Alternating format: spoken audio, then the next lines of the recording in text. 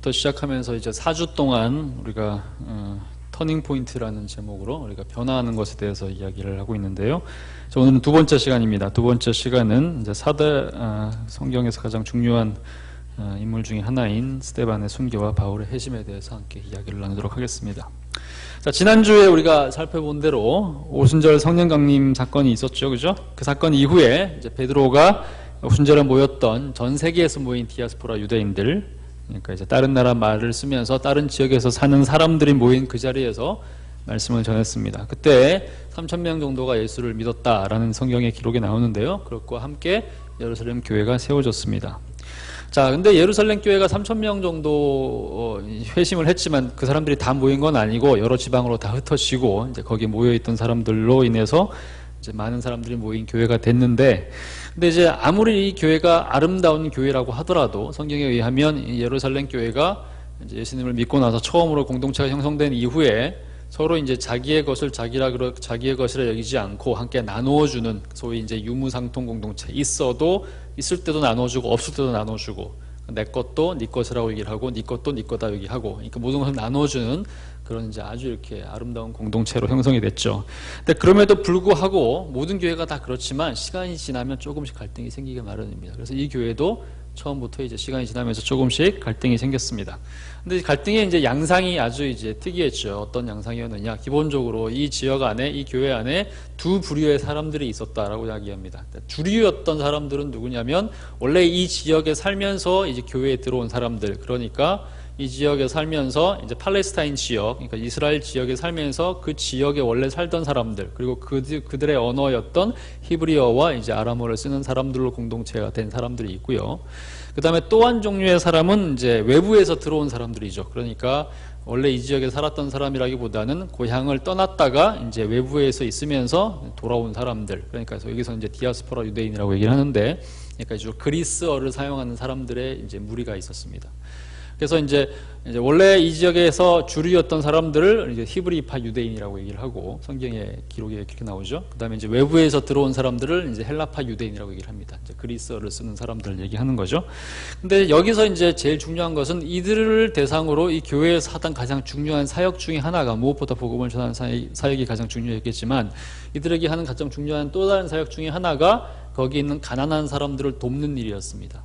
그래서 성경에 의하면 여기 있는 사람들 중에서 특히 가난한 사람들, 성경에 보면 구약 성경에서부터 이제 신약에 이르기까지 항상 가난한 사람들의 목록이 이렇게 나오거든요. 성경에서 말하는 가난한 사람들이 도대체 누구냐, 소외받은 사람들이 누구냐 항상 얘기할 때 그 중에 제일 많이 나오는 사람들이 과부죠, 그죠? 과부와 고아와 객, 나그네, 이방인 이렇게 해가지고 이 사람들을 한잔 네 부리로 얘기를 하는데, 이제 신약시대, 구약성경에도 당시 내내 율법을 통해서 그런 사람들을 구제하라는 얘기를 하고 있고, 신약에서도 이제 당연히 그것이 연결되는 맥락 속에 있기 때문에 이 첫 교회에서도 이 가난한 사람들을 돕는 일에 아주 이제 헌신을 했습니다. 특히 이제 과부들을 돕는 일에 헌신을 했는데, 근데 이 과부들을 돕는 일을 하는 사람들이 이제 사도들을 중심으로 그 일을 했는데, 이제 여기서 불만이 터진 거죠. 불만 내용이 뭐였느냐? 왜 이 과부들을 돕는 일을 하는데 대체로 이 지역에 원래 살고 있던, 원래 텃세를 가지고 있던 히브리파 사람들에게만 더 많은, 더 효율적인 이제 봉사와 이제 효율적인 이제 도움이 주어지고, 그다음 외부에서 온 헬라파 사람들은 소외를 시키느냐? 이제 여기에 대해서 이제 사람들이 일종의 이제 이제 문제를 좀 제기를 한 거죠. 이제 그런 일이 생기니까 교회에서 이제 고민하고 회의한 끝에 처음으로 이 교회에서 역사상 최초로 교회가 탄생한 이래로 직분이라는 것이 탄생한 사건이 벌어집니다. 그것이 이제 우리가 나오는 본문에서 보는 것처럼 집사라는 이름으로 이제 새로운 직분이 만들어지는 거죠. 원래는 사도들이 주로 복음을 전하고 이 모든 일을 다 했는데 사람들이 많아지고 다양한 사람들이 들어오니까 이제는 봉사의 일, 그러니까 다른 사람들, 특히 이제 과부들을 돕는 일을 책임지는 사람들을 우리가 이제 선정을 하자. 이래가지고 이제 선정한 사람들이 집사라고 하는 사람들인데, 오늘날 우리 교회에 있는 집사님들이죠, 그죠?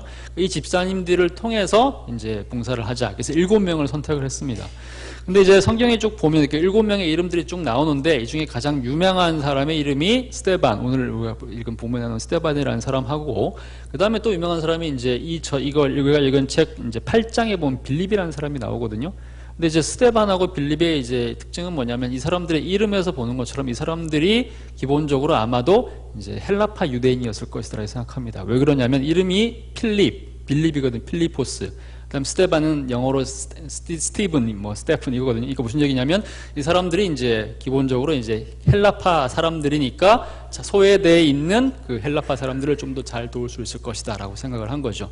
근데 어쨌든 간에 이렇게 7명을 이제 선정을 했는데 7명을 세워가지고 이분들을 중심으로 이제 구제하는 일들을 시작을 합니다. 근데 재미있는 것은요, 이분들이 기본적으로 집사라서, 그러니까 이제 사도들은 말씀을 전하는 일에 전무하고, 그다음 집사는 봉사하는 일에 전무하자 이래가지고 선정을 하긴 했지만 집사님들이 그냥 무조건 봉사만 한 것은 아닙니다.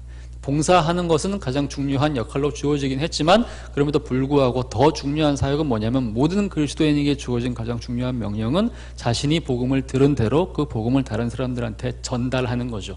그래서 복음을 전하는 역할과 함께 남을 돕는 역할 동시에 두 가지를 했습니다. 그래서 우리가 오늘 읽게 되는 이 스데반의 이야기도 스데반이 봉사하다 죽은 건 아니거든요. 스데반이 어떻게 죽었습니까?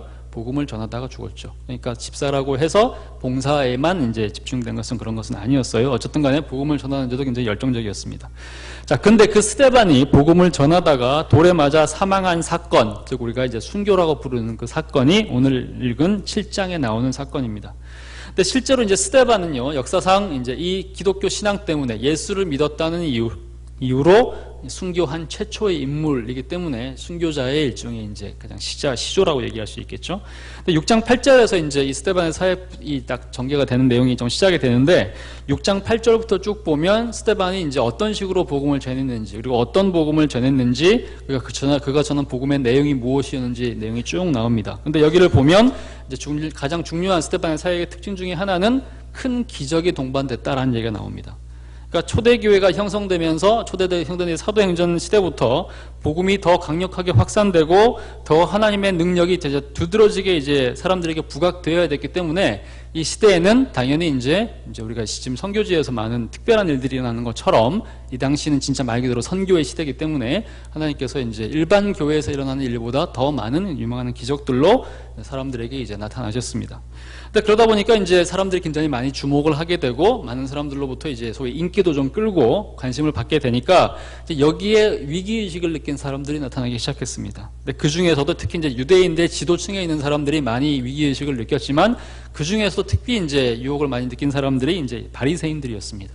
그래서 이 바리새인들은 뭐라고 얘기하냐면 스데반을 모함하고 그와 논쟁을 이제 벌인 거죠. 근데 워낙에 이 스데반이 성령 충만하고 말을 너무너무 잘할 뿐만 아니라 아주 능력 있게 이제 얘기를 하다 보니까 이 능력으로서도 이 사도 스데반을 이길 수가 없고 인격에서도 이길 수가 없고 논쟁을 통해서도 이길 수가 없는 거죠. 그러니까 결국에는 이제 이 사람을 이길 수 없으니까 최종적으로 이제 이 사람을 죽이게 되는 이제 이야기가 연결돼서 나오는 거죠. 자, 정당한 방식으로 도저히 이 스데반을 이길 수가 없으니까 이 사람들이 이제 드디어 모략을 시키기 시작하는 거죠. 사람들을 매수해서 스파이를 이제 도처에다가 심어놓고 스데반이 가는 곳마다 그를 따라다니면서 사람들의 말을 다 듣게 합니다. 이 사람의 말을 다 조용히 듣는 거죠. 그런 다음에 그 이야기들 중에서 혹시나 정통 유대교 율법에 위반될 만한 내용이 있는지 없는지를 아주 교묘하게 이제 듣고 다니면서 그것을 찾아내는 거죠. 그래서 결국 나사렛 예수가 하나님의 아들이다라고 자기 스스로 선언했다는 그 얘기를 듣고 또 예수께서 이 땅에 오셔가지고 모세의 율법을 허물고 그 다음에 이것을 수정해서 완성했다라는 그 이야기를 듣고는 격분해서 스데반을 죽이기에 이릅니다. 자, 이 과정은 서서히 진행되는 내용으로 쭉 나오는데요. 우리가 7장에서 쭉 보면 스데반이 이제 마지막으로 최종적으로 긴 설교를 한 이후에 이제 유대인의 반응이 나옵니다. 그 유대인의 반응에 의하면 이 사람들이 그 설교를 듣고 마음이 찔린 거죠. 마음에 너무너무 찔려가지고 마음에 찔려서 이를 갈았다라는 표현이 나옵니다. 자, 그리고 나서는 그 분노에 못 이겨서 일제히 달려들어서 돌로 내리쳐서 이제 이 사람을 죽이려고 한 거죠. 자, 일반적으로 마음에 찔림이 있으면 우리 성경에서 항상 마음에 찔린다라는 표현이 나오면 그 마음에 찔린 일 이후에 일어나는 대표적인 일들은 대체로 회개입니다. 마음에 찔리면 마음에 찔린 것 때문에 마음이 아파서 하나님 앞에 돌아와서 회개하는 것이 아주 전형적인 성경의 기록이란 말이죠. 근데 여기에는 전혀 다른 얘기가 나옵니다. 마음에 찔리면 회개해야 되는데 마음에 찔리는데 회개하지 않고 오히려 일을 갑니다. 그리고 왜 마음에 찔리는데 회개하지 않고 오히려 잘못을 지적하는 일을 죽이려고 할까? 이것이 이제 문제인 거죠. 우리는 뭐 이미 답을 다 알고 있습니다. 이것이 인간의 죄성이기 때문에 그런 거죠. 전적으로 타락한 인간의 본성상 우리가 아담의 후손이라는 것을 증명하는 내용 바로 그대로죠. 스데반을 죽인 과정을 보면 이 스데반을 죽인 이 과정이 유대인들이, 이 바리새인들이 특히 예수님을 죽인 과정과 전혀 다르지 않고 거의 완벽하게 이것이 반복되는 패턴을 볼 수 있습니다.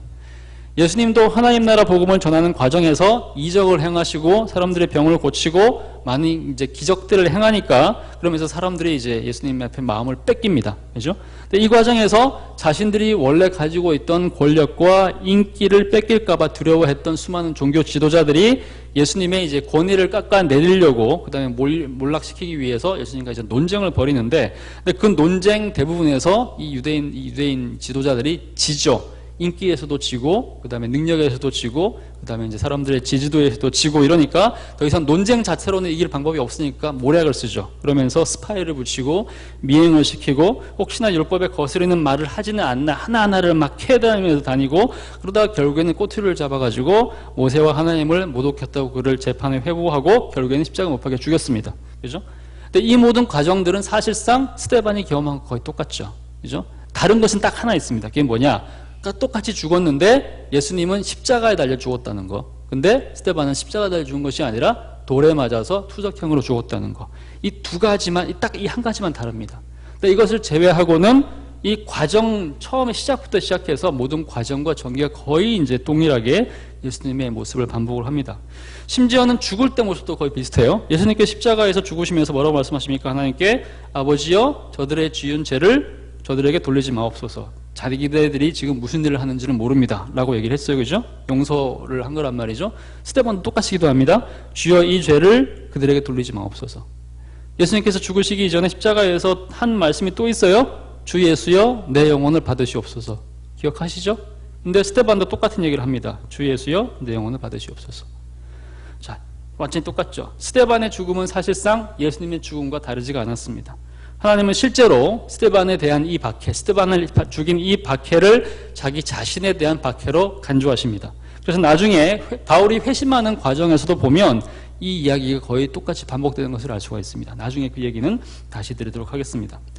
또한 우리가 오늘 이 본문에서 굉장히 중요하게 7장 본문에서 중요하게 볼 내용이 있습니다. 자, 무릎을 꿇은 채 기도하는 모습으로 있던 이 스데반이 돌에 막아 죽었을 때 누가 이 성경을 쓴 사도행전을 쓴 누가가 쓰는 표현이 굉장히 독특합니다. 그가 뭐라고 얘기하고 있냐면 이 스데반이 잤다, 잠들었다고 얘기를 하거든요. 근데 이게 무슨 말이죠? 아직 사실은 안 죽었다는 얘기인가요? 목숨이 신락같이 붙어 있다가 이후에 다시 살아날 것이다 라는 얘기를 한 건가요? 아니면 사실은 안 죽었는데 이 사람이 죽은 척하고 있다가, 마치 우리가 곰을 만나면 그래야 된다고 얘기하는 것처럼 죽은 척하고 있다가 다시 살아나서 나는 부활을 했다라고 이제 뻥을 치려고 이제 얘기했다고 얘기를 하는 걸까요? 그런 건 아니죠? 무슨 얘기입니까? 이것은 기독교인의 죽음관을 보여주는 굉장히 아주 전형적인 표현입니다. 우리에게 죽음은 죽음이 아닌 것이죠. 하나님 나라와 천국을 믿는 우리에게는 죽음은 일시적인 단절일 뿐이고 이 지상에서의 나그네의 삶을 마무리하는 이제 아주 일시적인 단절일 뿐입니다.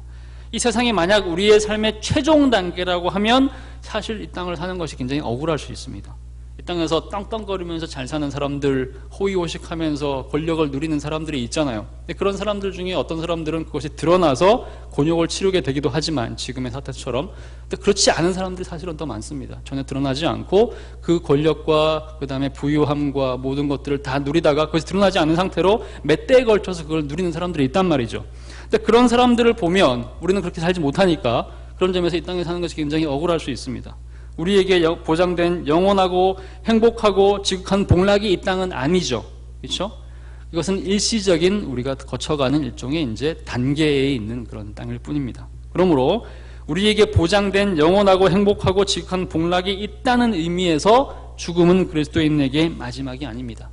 그 점에서 스데반은 잠시 잠을 자고 일어나서 그가 눈을 떴을 때는 아름다운 천국에서, 그리고 우리의 지성으로는 상상도 할 수 없는 행복을 누리며 아마도 우리가 오기를 기다리며 거기에 있을 것입니다. 자, 이제 우리가 새로운 이야기로 넘어가겠습니다. 스데반이 돌에 맞아 죽었을 때 그를 돌로 쳤던 이들 가운데 어떤 사람들이 있었는가, 그 돌로 친 사람들이 도대체 누구였는가를 알 수 있는 힌트가 있습니다. 근데 그 자리를 지켰던 한 인물을 통해서 우리가 그 사람들이 누군지를 대략 파악할 수 있죠. 자, 사울이라고 하는 이름을 갖고 있는, 사울이라고 이름한 한 청년이 있었는데, 이 청년의 역할은 우리가 잘 아는 내용입니다. 다른 사람들의 겉옷을 지키는 거였습니다. 당시 사람들이 입었던 겉옷이 유대도 마찬가지고 당시에 로마도 마찬가지고요, 굉장히 소매가 긴 옷이었기 때문에 이 소매가 긴 옷, 그 다음에 이제 품이 넓은 옷을 가지고 돌로 치기가 굉장히 어렵죠. 짧지 않으니까. 그러다 보니까 옷을 벗어서 좀 더 효과적으로 치고 한 번에 이제 소위 이제 딱 맞춰가지고 이제 한 번에 이제 딱 한 큐에 날린다 뭐 이런 표현 쓰잖아요, 그죠? 그런 것처럼 하기 위해서 사람들이 옷을 벗어놓았죠. 그 옷을 지킨 사람이 바로 사도, 오늘날 보는 그 바울이었습니다. 그 옷을 지키는 역할을 맡았던 사람이 사울인데, 근데 사울은 이제 이 사람들, 그러니까 그 돌을 친 사람들을 대표하는 사람 중에 하나죠. 소위 바리새인들이었습니다. 이 바리새인은 우리가 잘 아는 것처럼 예수님 당시에 예수님과 가장 많이 논쟁하고 예수님이 가장 신랄하게 비판한 사람들이 바로 바리새인이었습니다. 근데 사람들이 이제 일반적으로 오해하는 것 중에 하나가 있어요. 바리새인들이 예수님과 하도 많이 논쟁을 하고 예수님과 하도 많이 싸우다 보니까 당시에 바리새인들이 가장 나쁜 종류의, 원래부터 나쁜 사람들이었다, 또는 사람들이 정말로 싫어하는 종류의 사람들이었다고 생각하기 쉬워요. 근데 사실은 전혀 그렇지가 않습니다. 당시에 유대인이 일단 이제 로마의 식민지였는데, 이 로마 식민지 시대에 크게 이제 두 부류로 이제 유대인을 이끌던 사람들이 있었습니다. 하나가 이제 사두개인이라고 하는 사람들이 있었고요, 또 하나가 이제 바리새인이라고 하는 사람들이 있었습니다. 근데 일반적으로 사두개인은 굉장히 이제 소수에 지나지 않는 사람들이었고, 이 사람들은 주로 이제 성전에서 이제 주로 제사장, 사독이라고 하는 사람이 있었죠. 구약 성경에 보면 그 사독이라고 하는 그 대제사장의 직계가 바로 사두개인, 그래서 사두개인들, 사독의 후손들이라는 의미에서 사두개인들이거든요.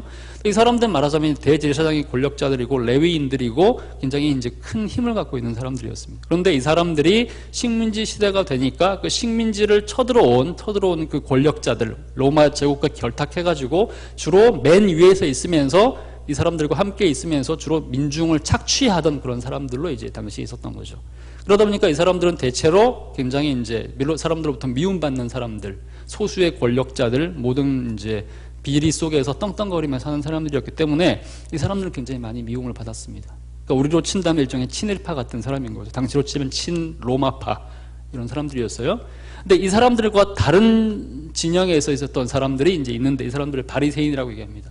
바리새인들은 일반적으로 이전부터 이어져 온, 그러니까 모세의 율법을 가장 잘 지킨 사람들이고, 이제 그러니까 신분상으로 일종의 중산층 계통의 사람들이고, 무엇보다도 이제 신앙을 열심히 잘 지키면서 노력해왔던 사람들이기 때문에 예수님이 오시기 이전까지만 하더라도 당시의 모든 사람들에게 어떤 면에서는 유대인의 정체성을 가장 잘 지키는 사람들, 율법을 가장 잘 지키는 사람들, 그러므로 사람들로부터 가장 큰 존경을 받던 사람들이었다고 얘기할 수 있습니다. 그만큼 사람들로부터 존경을 받았던 사람이에요. 근데 그럼에도 불구하고 한 가지 문제는 뭐냐, 이 사람들이 너무 그 정체성을 철저하게 잘 지키다 보니까, 유대의 신앙을 잘 지켜내고 핍박의 상황들, 어려운 상황들을 타협할 수밖에 없는 상황들 속에서도 그 신앙을 너무나 잘 지키다 보니까 자기 스스로가 이제 자긍심이 너무너무 커진 거죠. 그것을 이제 좋은 말로 자긍심이지만 다른 말로 하면 이제 교만하게 된 거죠, 그죠? 너무 교만하다 보니까 자기네들만 너무너무 열심히 잘 믿고 철저하다 보니까 주변에 그렇지 못한 대부분의 사람들을 아주 철저하게 무시하기 시작한 거죠.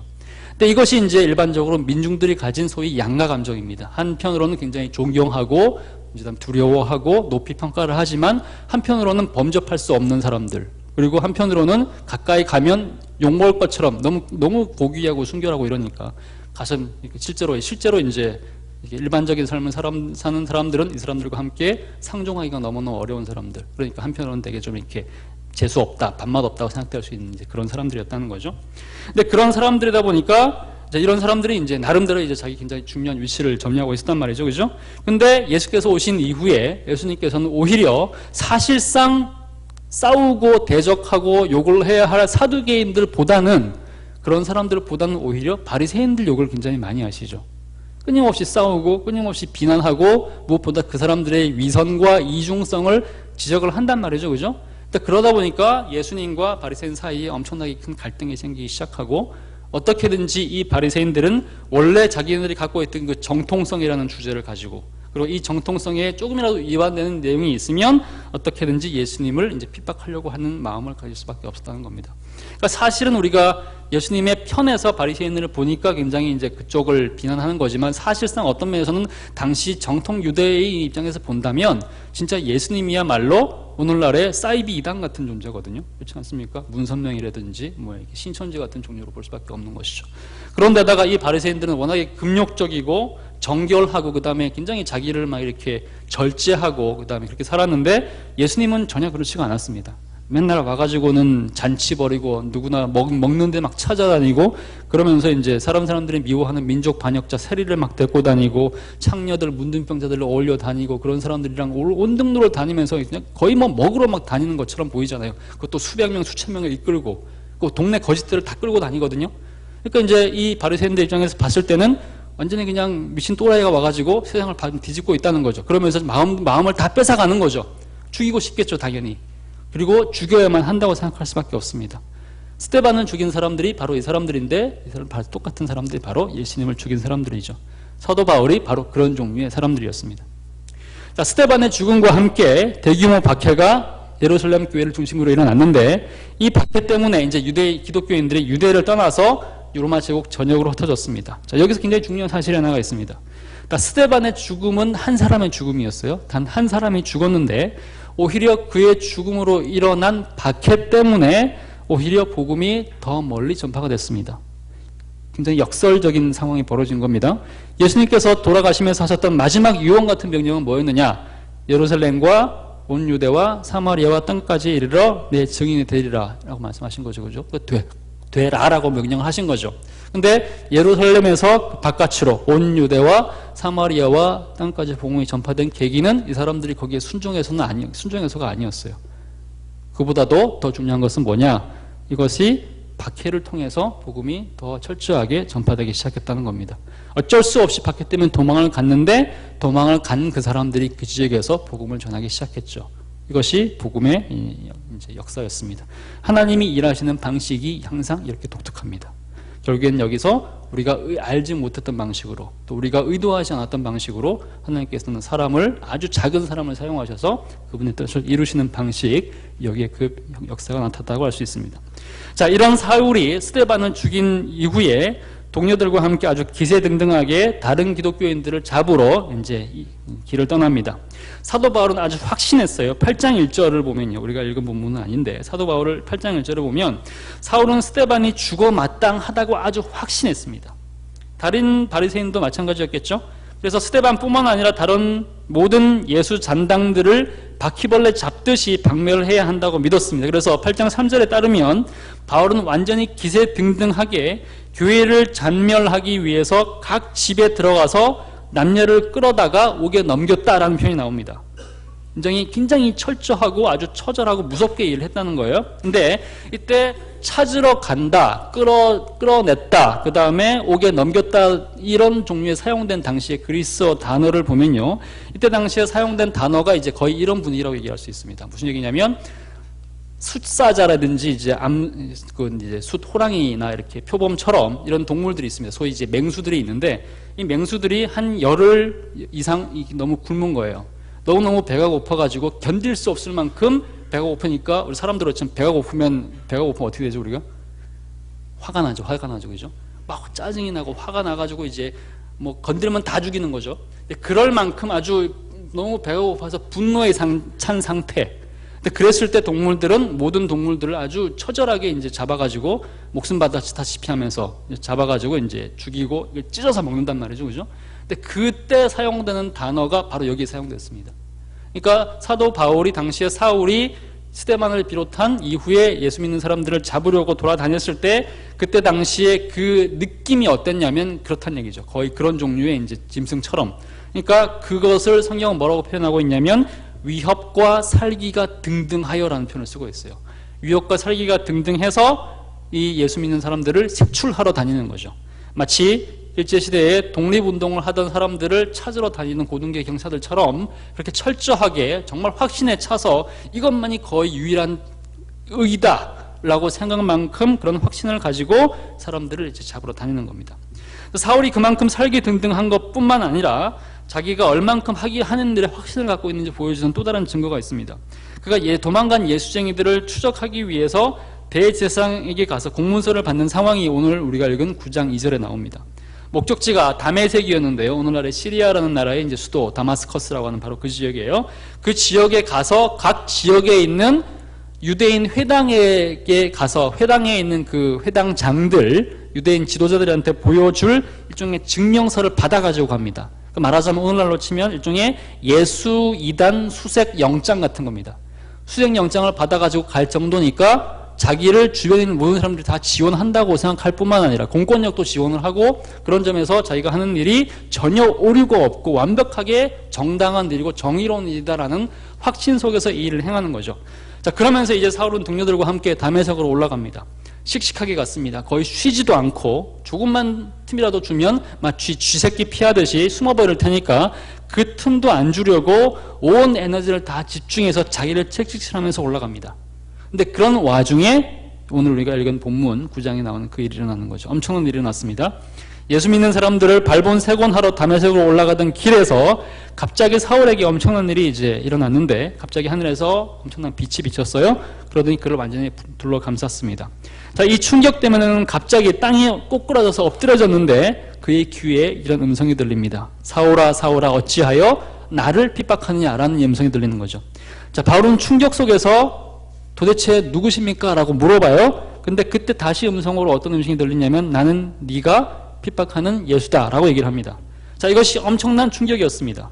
중요한 것은 이 음성이 다른 사람들한테는 들리긴 했지만 근데 그 빛은 오직 사도 바울만 볼 수 있었다고 이제 성경은 얘기합니다.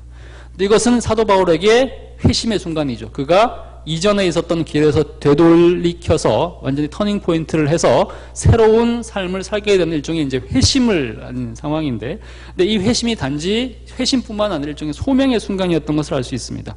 하나님께서 세상과 악과 사탄의 추종자였던 그를 하나님의 자녀가 되도록 부르셨을 뿐만 아니라 신분을 변화시킨 회심을 주셨을 뿐만 아니라 이제 15절에 따르면 그가 내 이름을 이방인과 임금들과 이스라엘 자손들에게 전하기 위해서 택한 나의 그릇이다 라고 말씀하시면서 그에게 새로운 소명을 주십니다. 그래서 그를 특별하게 선택해서 구별해서 불러내어서 그를 다른 목적으로 쓰시겠다고 말씀하신 거죠.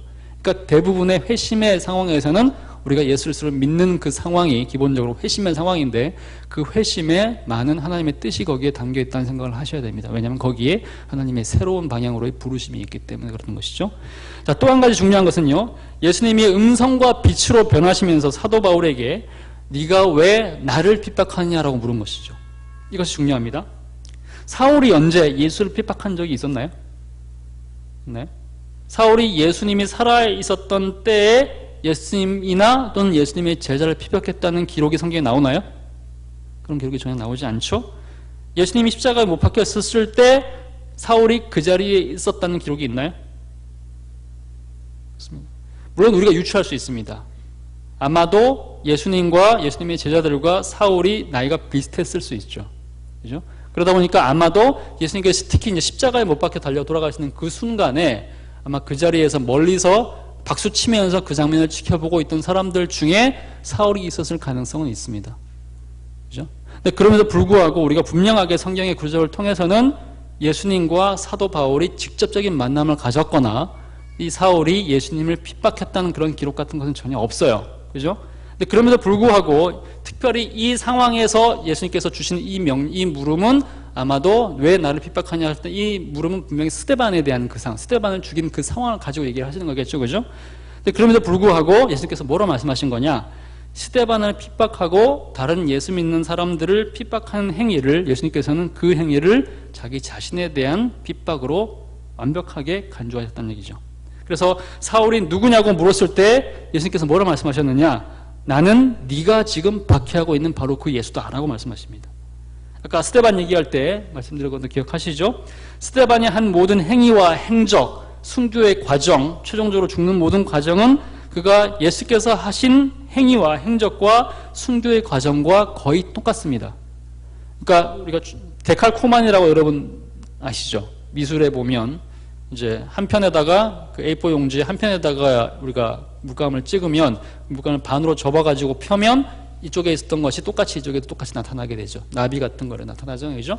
그런 것처럼 스데반의 삶은 거의 철저하게 예수님의 삶을 거의 복제한 거나 마찬가지입니다. 거의 데칼코멘이라는 얘기죠. 그죠?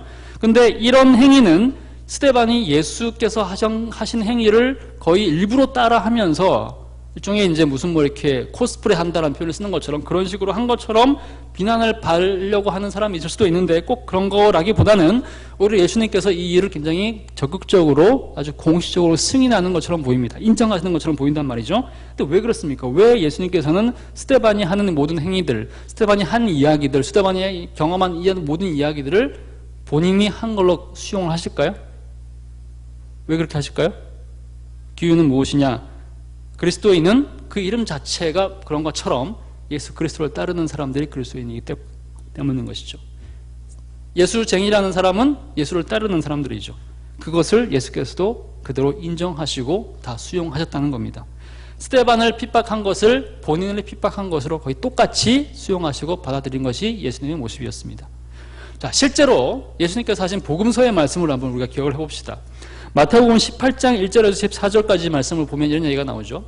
예수께서 말씀하시기를 이 세상에서 가장 작은 소자, 세상에서 가장 작은 자 한 사람에게 한 일이 곧 나에게 한 일이다 라고 말씀하세요.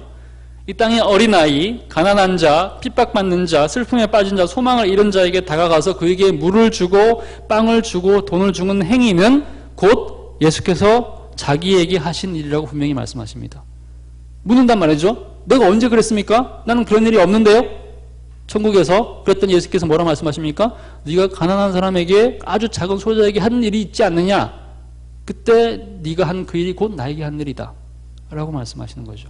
그러면서 그렇게 해서 그 일을 한 사람들을 양으로 취급하시고 염소와는 달리 천국에 들어갈 자라고 주님께서 분명히 말씀하셨단 말이죠.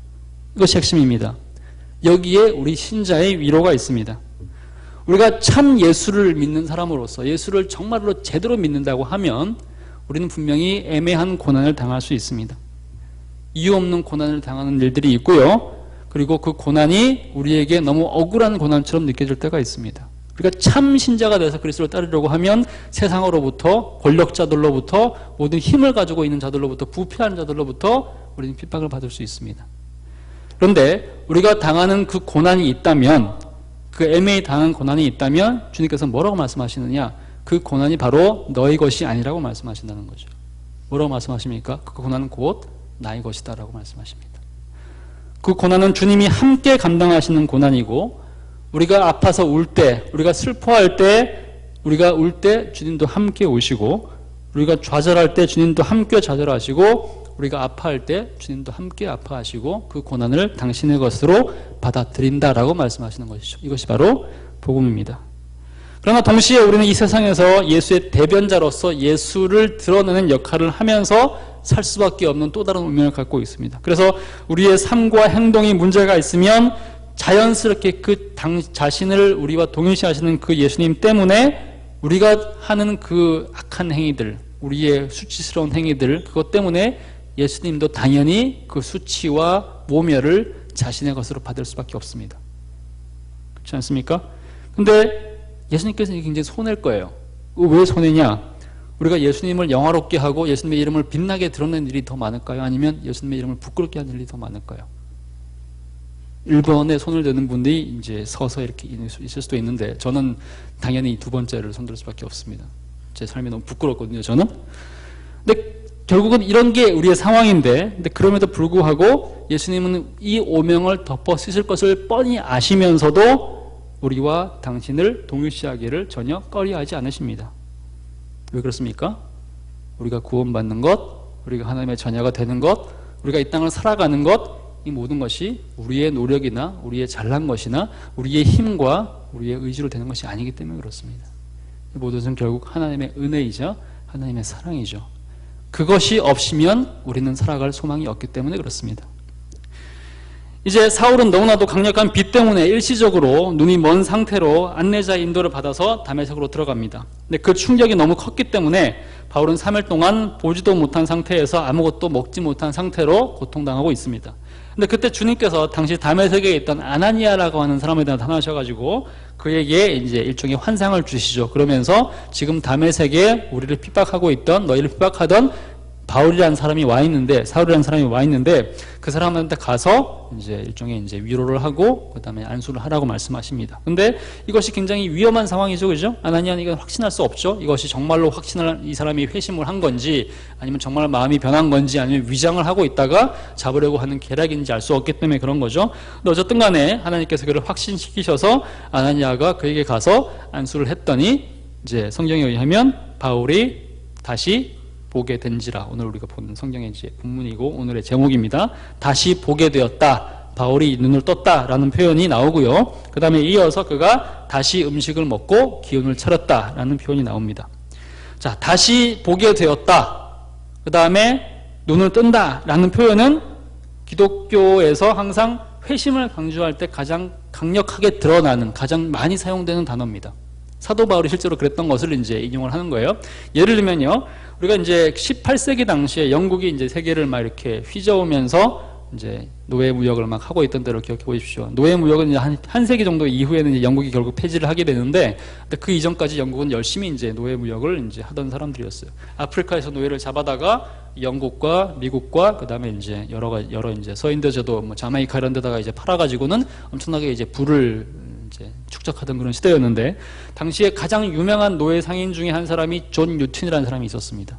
근데 존 뉴튼이라는 사람이 원래는 엄청나게 이제 강력하고 유명한 이제 노예를 파는 노예선의 선장이었는데, 이 사람이 당시에 이제 부흥운동의 이제 경험을 통해서 예수를 이제 경험하게 되면서 자기가 얼만큼 큰 죄를 지었는지, 얼만큼 하나님의 형상으로 만들어진 사람들을 사악하게 되는지를 알고는 이 사람이 회개를 합니다.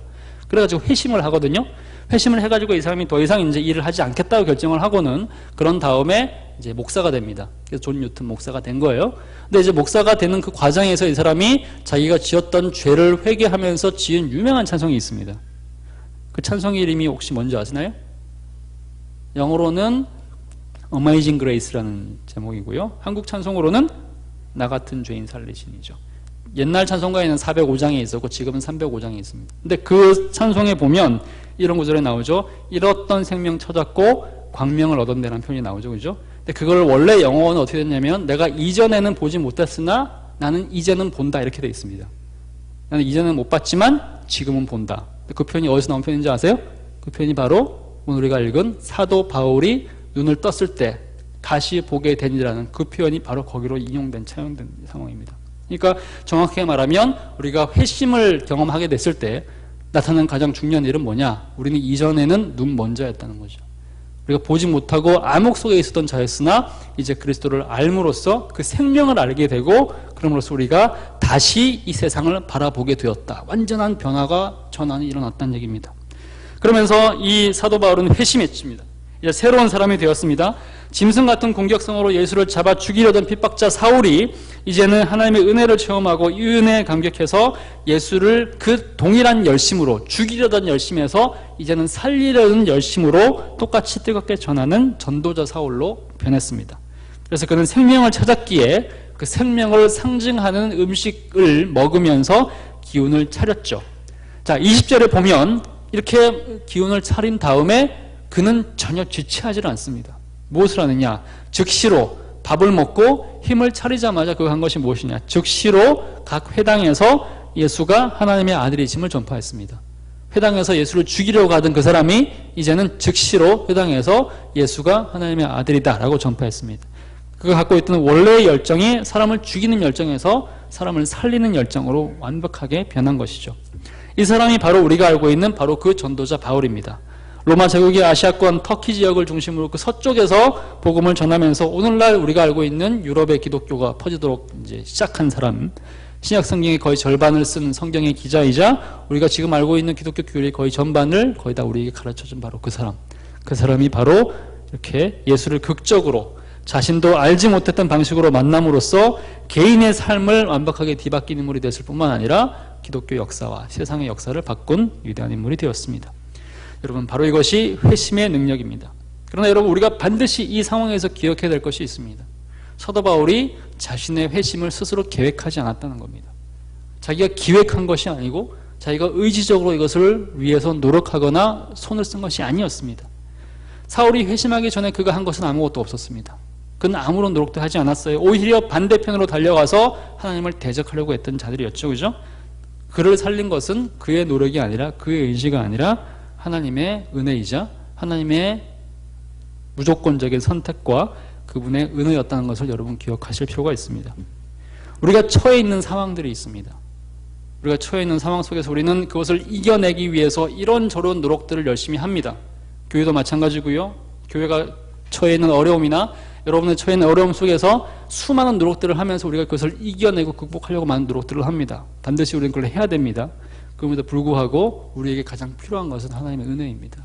그분이 우리를 살리시고 우리를 일으키시고 이 모든 우리의 약함에도 불구하고 우리를 일으키셔서 우리 약함에도 불구하고 우리를 일으키셔서 다시 사용하실 그분을 우리가 다시 한번 기대하고 소망해야 할 때가 이제 되었습니다.